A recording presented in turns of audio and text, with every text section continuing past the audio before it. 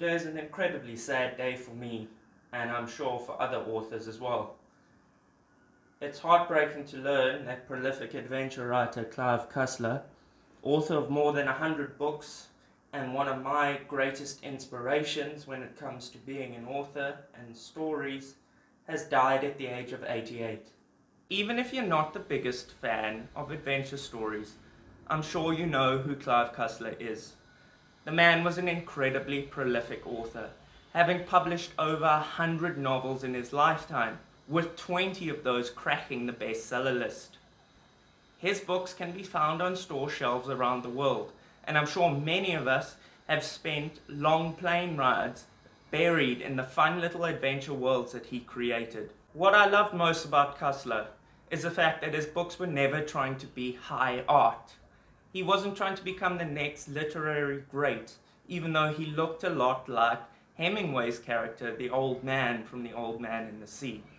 He just wanted to create fun little adventure stories that you could read easily and have a lot of fun doing so. His characters, like Dirk Pitt, have become incredibly famous, perhaps even more famous than their creator.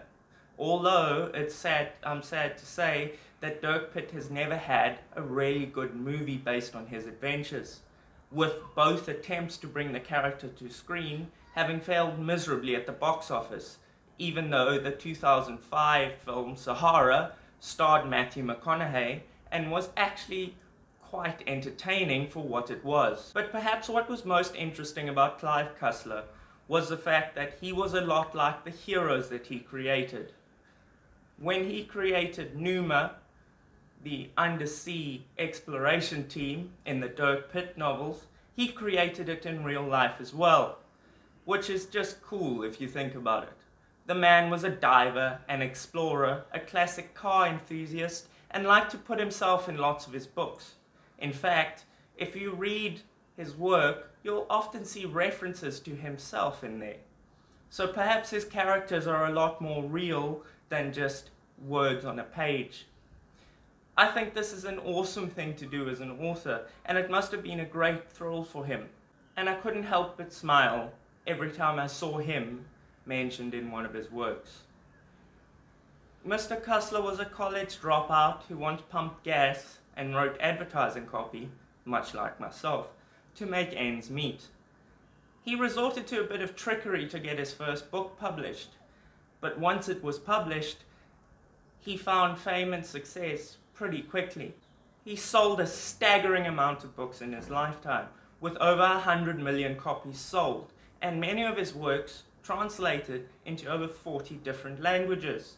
This allowed him to live the life that he wanted with his small fortune. He bought and sold classic cars.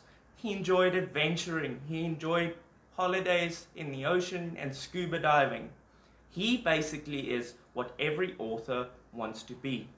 He made all his money off his books, and he was able to keep writing and live the life he loved to live until the very end. And what author can say honestly that they don't want that? I know I'm not one of them.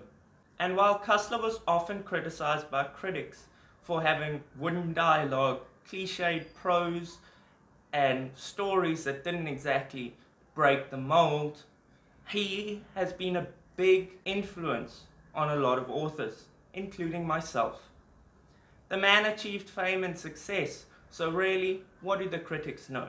Because I've always enjoyed a good Cussler book. You know what you're getting when you pick them up.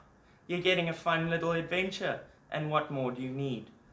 The characters are likable, the villain's hateable, and the prose doesn't get in the way of the action story, which is what I like so much about him. It has always been my goal to entertain people as much as Cussler did with my work. Quite honestly, it is really sad that we've lost him.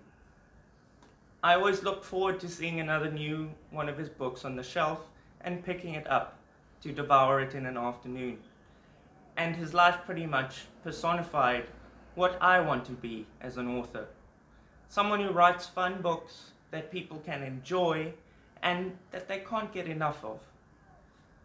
And I'd also like to have a life like his, an adventure type lifestyle where you just go around the world having loads of fun doing what you want. And isn't that awesome that he got to do that, even though he was by all means a bad student who wasn't very good at school.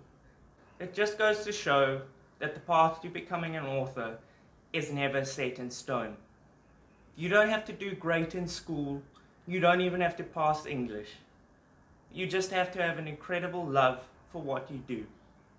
Maybe you won't write the next great literary masterpiece, but maybe you'll write something that entertains people as much as Clive Cussler's work did. My hopes and prayers go out to his family, and I hope that Mr. Clive Cussler himself is on to the next great adventure.